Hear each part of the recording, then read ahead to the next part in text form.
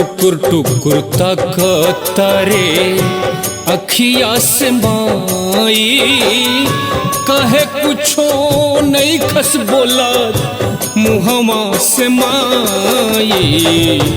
टुकुर टुकुर तारे अखिया से माई, कहे कुछो नहीं खस बोलत मुहवा से माई।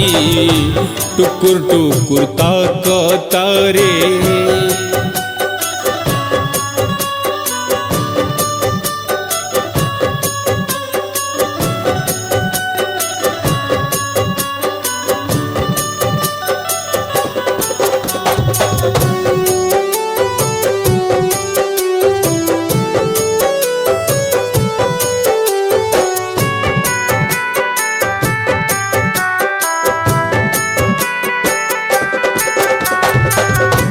पत्थर के मंदिरावा में बस गईले माई। पत्थर के मंदिरावा में बस गईले माई। रही रही पत्थर कहे भइले ते माई। सहलो न जाता दुख ए माई, अब दुख नहीं सहल जाता। सहलो न जाता दुख हे बड़का माई। टुकुर टुकुर तारे अखिया से माई, काहे कुछो नहीं खस बोलत।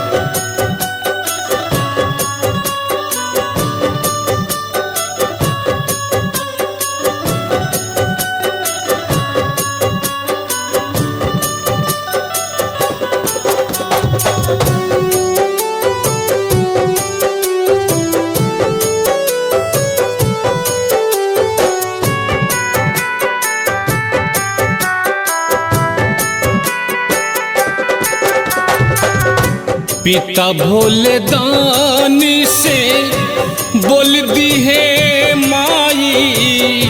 पिता भोले दानी से बोल दी है माई। बेटवा के पैंट जमा फाटल रे माई। सारा बेटा तुहरे बसल ए माई। सारा बेटा तुहरे बसल जुगवा में माई। धर्मराज चौरसिया के प्राण बाड़े माई। टुकुर टुकुर तारे